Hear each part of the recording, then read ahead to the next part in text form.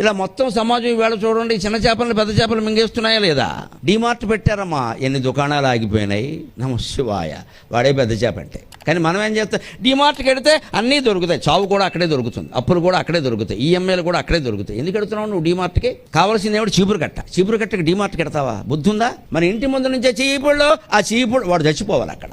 ఇక్కడ మార్చుకోండి అమ్మా, నమస్కారం పెట్టి కూరుతున్నా. పేదవాళ్ళ దగ్గర, చిల్లర వర్తకుల దగ్గర వస్తువులు కొనండి, పెద్ద దుకాణాలకి వెళ్ళకండి. ఇదే జ్ఞానం, ఇదే జ్ఞానం. మన ఇంటి ముందు నుంచి రోజు తిరుగుతున్నారండి. నీకు బిస్కెట్లు కావాలి, డీమార్ట్కి వెళ్ళి బిస్కెట్లు కొంటావా?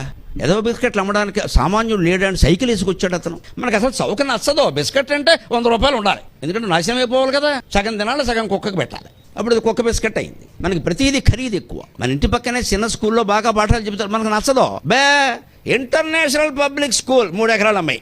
ఈ నాగరికతను బయటపడడానికి ఎవరు మారాలండి? కలియుగం మారిపోవాలా? మీరు మారితే చాలమ్మా.